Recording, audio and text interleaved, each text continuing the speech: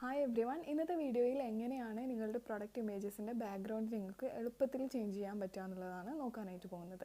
അപ്പോൾ ഇതിനായിട്ട് നിങ്ങൾക്ക് ഫോട്ടോഷോപ്പോ കാര്യങ്ങളോ ഒന്നും ആവശ്യമില്ല. remove.bg എന്ന് പറയുന്ന ഈ ഒരു വെബ്സൈറ്റിൽ നിങ്ങൾ പോവുക. അതിനുശേഷം അപ്ലോഡ് ഇമേജ് എന്നുള്ള ഈ ഒരു ഓപ്ഷൻ ക്ലിക്ക് ചെയ്തിട്ട് നിങ്ങൾക്ക് ഏത് ഇമേജ് ആണോ വേണ്ടത് ആ ഒരു ഇമേജ് സെലക്ട് ചെയ്ത് ഓപ്പൺ കൊടുക്കുക. ഇവിടെ ഇപ്പോൾ ഇമേജ് അപ്ലോഡ് ആയിക്കൊണ്ടിരിക്കുകയാണ്. അപ്പോൾ നമുക്കിവിടെ കാണാം ഒറിജിനൽ, റിമൂവ്ഡ് ബാക്ക്ഗ്രൗണ്ട് എന്ന് പറഞ്ഞ രണ്ട് ഓപ്ഷൻ ഉണ്ട്.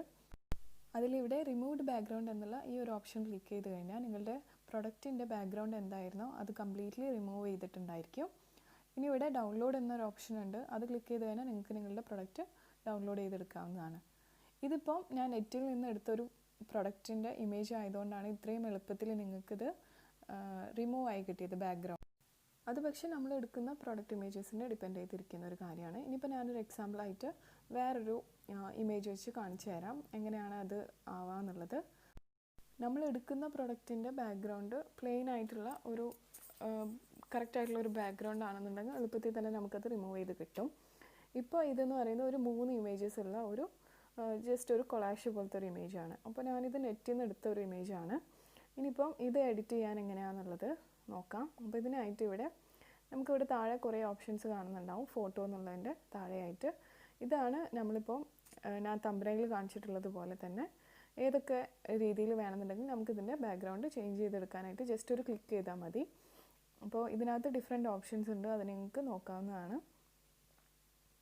ഇനിയിപ്പോൾ ഞാനിത് അൺഡു ചെയ്തിട്ട് ഇതിൻ്റെ സൈഡിലുള്ള ഈ ഒരു കാര്യങ്ങൾ എങ്ങനെയാണ് റിമൂവ് ചെയ്യുന്നത് നോക്കാം. അതിനായിട്ട് ഇറേസ് ഓർ റീസ്റ്റോർ എന്നുള്ള ഓപ്ഷൻ ക്ലിക്ക് ചെയ്തിട്ട് ഇറേസ് എടുക്കുക.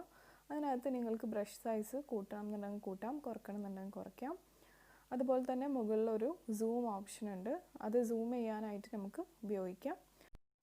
അതിനുശേഷം ഇറൈസ് ബട്ടൺ യൂസ് ചെയ്തിട്ട് നിങ്ങൾക്ക് കറക്റ്റായിട്ട് തന്നെ ഇമേജിൻ്റെ ബാക്ക്ഗ്രൗണ്ടിലുള്ള ആവശ്യമില്ലാത്ത കാര്യങ്ങളൊക്കെ നമുക്ക് റിമൂവ് ചെയ്തെടുക്കാവുന്നേ ഉള്ളൂ. ഇപ്പോൾ ഞാനിതുപോലെ തന്നെ ഇറൈസ് ബട്ടൺ യൂസ് ചെയ്തിട്ട്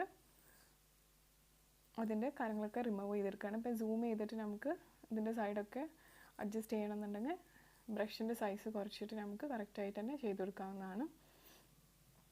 അപ്പോൾ ഇങ്ങനെയാണ് നമ്മളുടെ മാനുവലി ഇത് ചെയ്യുന്നത്. അപ്പോൾ ഇത് സിസ്റ്റമാറ്റിക്കലി നമുക്ക് കിട്ടുന്നത് ചിലപ്പോൾ ബാക്ക്ഗ്രൗണ്ടിൽ അത്ര കറക്റ്റായിട്ട് വന്നോളണമെന്നില്ല. അങ്ങനെയുള്ള സാഹചര്യത്തിൽ നമുക്കിത് ജസ്റ്റ് ഇറേസ് അല്ലെങ്കിൽ റീസ്റ്റോർ ഓപ്ഷൻ യൂസ് ചെയ്തിട്ട് അത് കറക്റ്റ് ചെയ്തെടുക്കാവുന്നേ ഉള്ളൂ. ഇപ്പോൾ റീസ്റ്റോർ ഓപ്ഷൻ എന്താണെന്ന് വെച്ചാൽ നിങ്ങൾ ഡിലീറ്റ് ചെയ്തത്, അതായത് ഇറേസ് ചെയ്ത് കളഞ്ഞ ഭാഗങ്ങൾ നിങ്ങൾക്ക് കറക്റ്റായിട്ട് വന്നിട്ടില്ല എന്നുണ്ടെങ്കിൽ നിങ്ങൾക്ക് റീസ്റ്റോർ ഓപ്ഷൻ അടിച്ചു കഴിഞ്ഞാൽ കറക്റ്റ് ആ ഇമേജിൽ എന്താണോ ഉണ്ടായിരുന്നത് ആ ഭാഗം തിരിച്ച് കിട്ടുന്നതാണ്.